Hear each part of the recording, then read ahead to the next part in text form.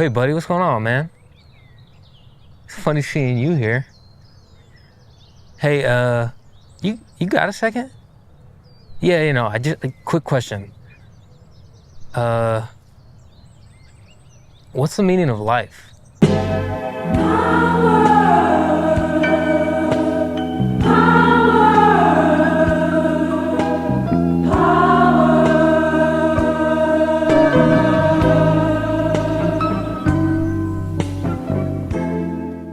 When I was in high school, I stopped believing in God. I was born and raised in the Catholic Church, and for a period when I was younger, I was pretty devout. I was an altar boy at my church. My mom directed the yearly performance of Stations of the Cross that I acted in, and I even seeked out a priest council once because I thought I was having these divine dreams where God was trying to speak through me. It was on a church retreat in the mountains when I was 16 where I decided I didn't believe anymore. I remember it was at breakfast while eating a slightly cold, tangled ball of buffet-style bacon while our camp counselor started going over the dance routine we had to perform that night. This realization had been a long time coming, but when it actually happened, it was one of the most terrifying experiences of my life. I went from someone who was so sure of the world. I knew what happened when I died, I knew who God was, I knew who I was, and then suddenly the next day I knew absolutely nothing. All my fundamental beliefs about the world were gone, and in an instant I had to start all over again. The feeling was absolutely isolating. I felt alone. I felt like that picture of Earth, the pale blue dot. Even though I stopped believing in God, I kept praying to him every night for about 2 years, just in case I got it wrong. As I started navigating my new reality without the compass of religion, I knew I had to ask myself the big questions. For years, there was one question in particular that haunted me. What is the meaning of life? All of a sudden it was on me to answer this, and how the hell was I supposed to know? I was busy scraping up enough quarters to buy a value menu double stack, and now I had to answer the biggest question. For years, the question was always with me, silently in the background, hanging over everything I did. It's been there, haunting me, for a long, long time. And after years of trying to come up with an answer, I feel like I finally have some personal clarity. I think it's a dumbass question.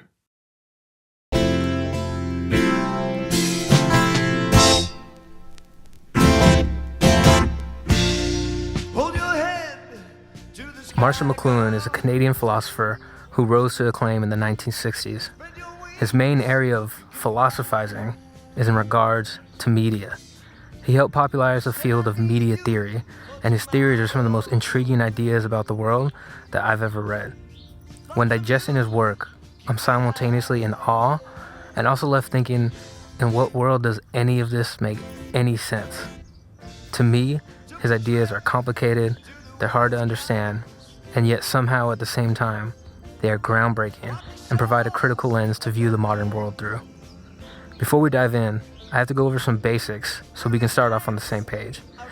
Now I'm going to explain some things here that may seem common knowledge or duh type stuff, but when I first came across his work in college, this was all kind of new information to me.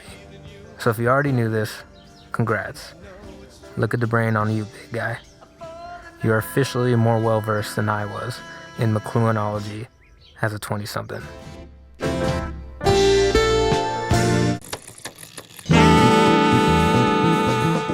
Marshall McLuhan helped form the study of media theory. Now, if you're like me, when I think of the word media, I think of the media, like NBA players talking to the media after a game or TV news or something like that. What you may not know, and what came as a complete surprise to me, is that media is the plural of medium. And that draws an end to our brief session on plurality. Media equals more than one medium. My sincere apologies to everyone who already knew that. My next realization was I didn't understand what McLuhan meant by the term medium. I used to think of a medium as it relates to art, like film, paint, music, whatever your chosen medium of creativity is. Marshall McLuhan has a much broader definition of the word medium, and to be honest, I still don't completely understand what he means even after I wrote an entire essay on his definition when I was in college. Alas, I'll try my best to define it here. McLuhan's definition of a medium is much more similar to our definition of a tool or technology. To him, all media are extensions of some human faculty. The wheel is an extension of the foot, the book an extension of the eye, clothing an extension of the skin, the electrical circuit an extension of the central nervous system. So basically any tool, invention, or technology would be classified as a medium. In this framework, a pencil would be a medium, and so would a car. TV would be a medium, and so would a hammer. Any tool or invention would consequently be an extension of ourselves, or an extension of man.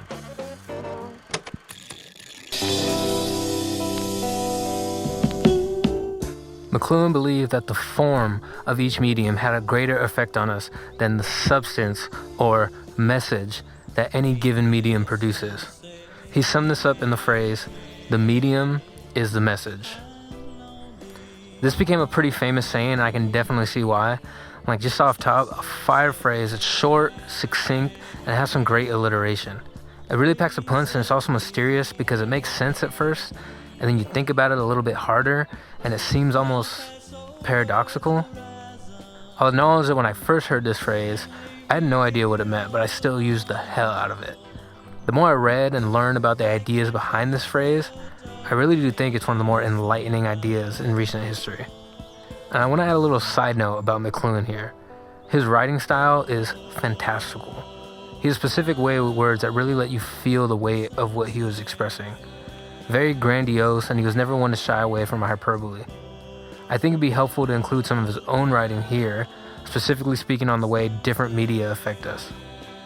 He claims that media, by altering the environment, evoke in us unique ratios of sense perceptions. The extension of any one sense alters the way we think and act, the way we perceive the world. When these ratios change, men change.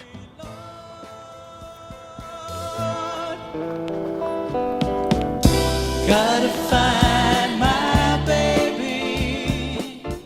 I want to provide a real-world example of the effect that a medium can have. So personally, I'm a big music guy, and one of the easiest ways to see the effect that the medium is the message framework has had is by looking at the concept of a music album.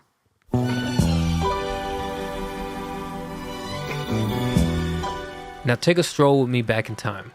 In the 1900s, commercial music as a whole existed mostly in the form of singles. One of the first popular forms of mass consumer music recording was a 78 record.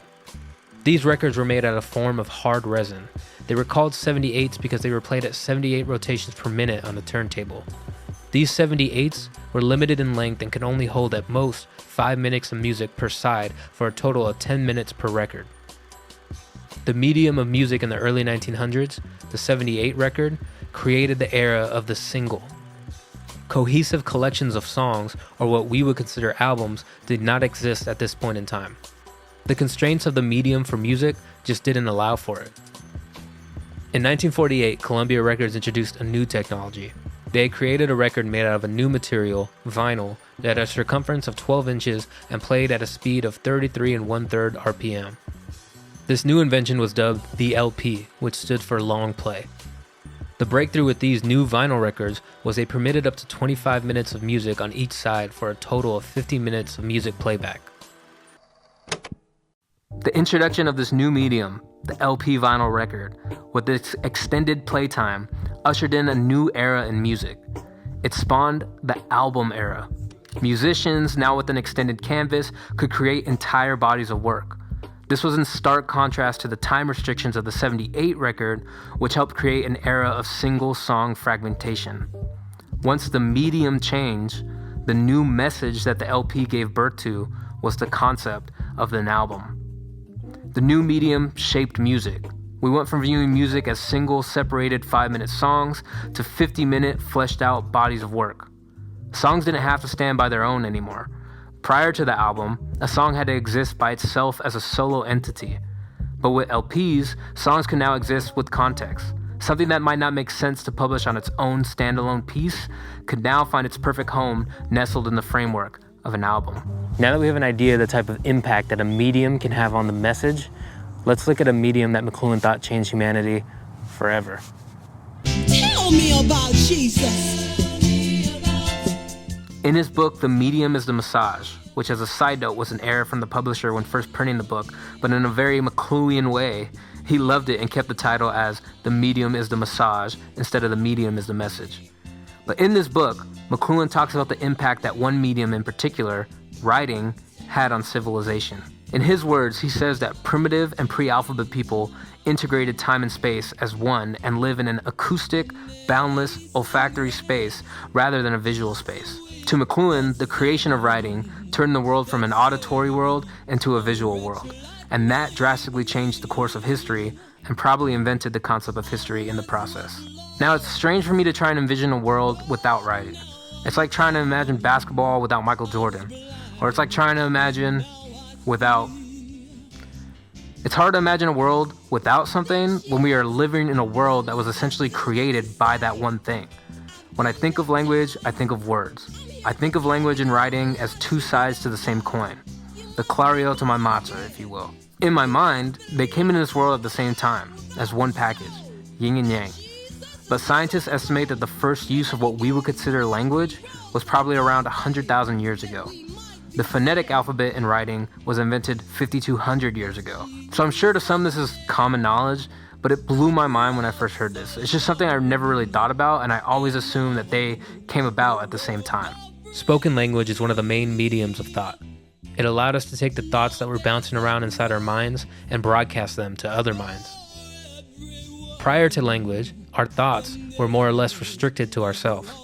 We were a prisoner of our own thoughts, or better yet, our thoughts were prisoners in the jail of our minds. There were some ways to express thoughts prior to language. Think of hand gestures or a nice grunt or two, but those were obviously much more limited and less direct and expressive than the medium of language. Now bear with me for a second, but let's think about what language is on a very basic level, and I mean like super basic. Language is a combination of noises that we make with our mouth and throat, and those noises serve as symbols that represent something in real life.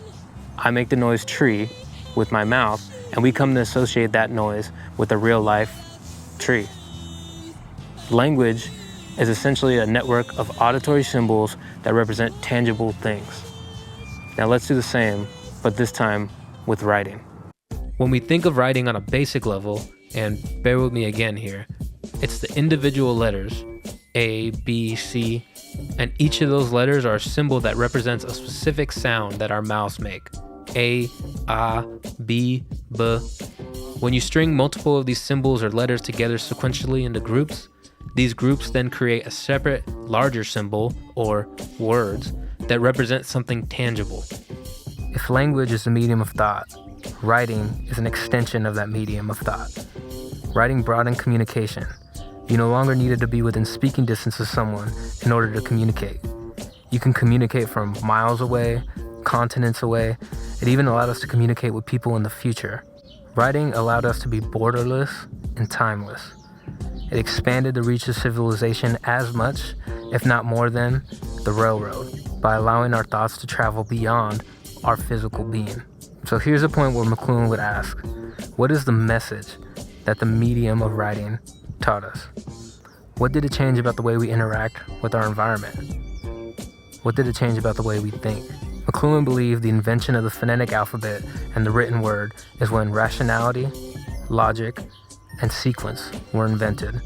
And these weren't invented as a la carte products or even invented on purpose, but they came about as byproducts of the written word. Writing broke language down into fragments. It gave order to chaos. Writing forced us to relay our thoughts sequentially, in order. Thoughts now became uniformed and followed patterns. They used to exist in free form, engulfing us and moving through space in all directions, as sound does. The auditory world surrounds us. After the advent of writing, thoughts were now concrete, organized, and moved in a single direction, left to right.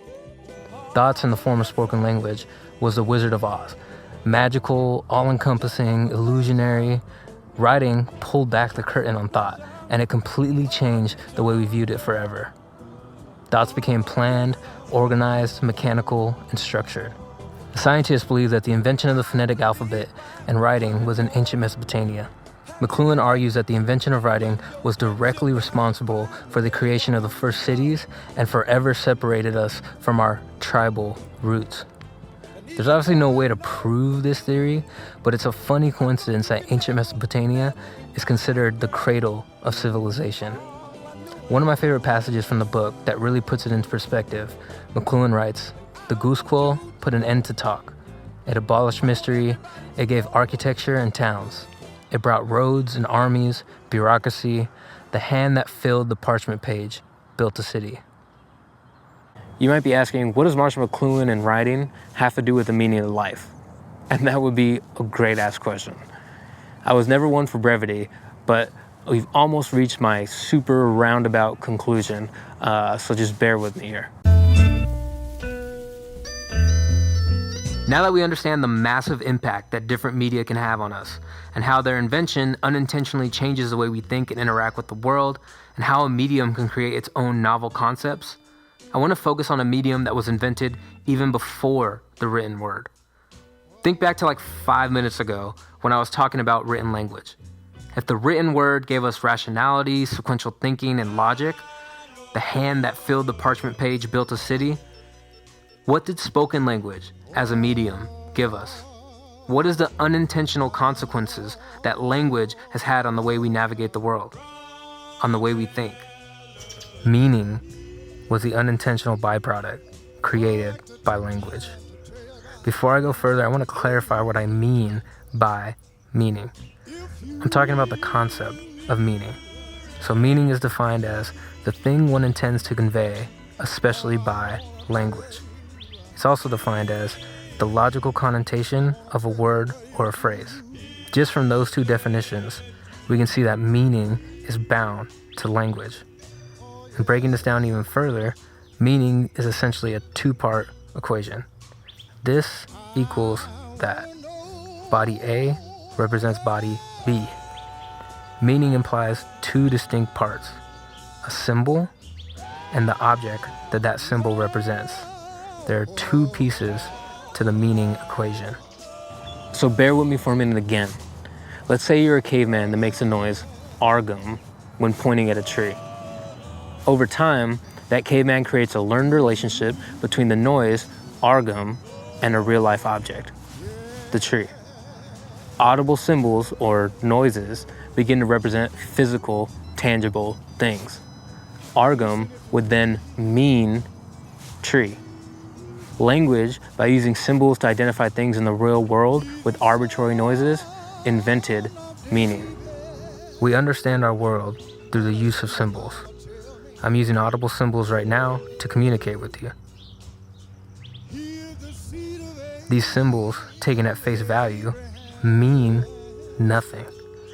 The existence of language as a medium, by using a vast network of symbols, has conditioned us to think in terms of meaning. Literally everything I say means something. Every word you read means something. This equals that. The tools we use to communicate, or words, are inherently meaningless. Random noises we make with our mouth, graphite smears on a paper, pixels on a screen. The advent of language also brought with it the advent of meaning.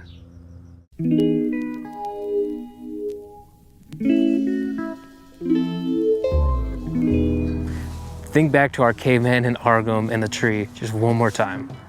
The logical question to ask would be, what does argum mean? This makes sense because argum is a symbol representing something else. Symbols, by their very nature, have meaning. So asking the meaning of a symbol makes sense.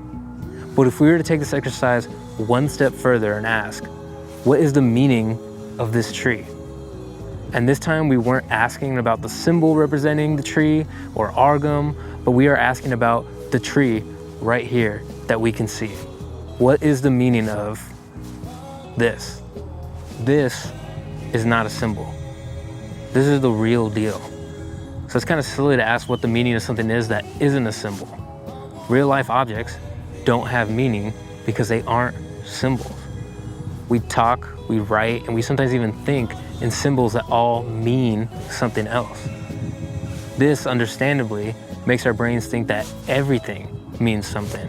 But the truth is, real things in real life don't have meaning because meaning doesn't really exist. Meaning is just a byproduct of one of the greatest inventions in the history of man, language. Meaning is the message that the medium of language taught us. Meaning is just a tool we use to broadcast the thoughts we have inside our minds to other minds. Meaning isn't a real thing that exists outside of our vast network of brains. The medium of thought, language, has tricked us into thinking that real life works the way it does. It tricked us into thinking that there is meaning behind objects. You would never ask, what is the meaning of water? Or what is the meaning of this shoe? So why would you ever ask, what is the meaning of life? This tree is not a symbol, so asking about its meaning is nonsensical. This tree just is. It exists, it's here, and there's no real meaning behind it. And the same goes for life.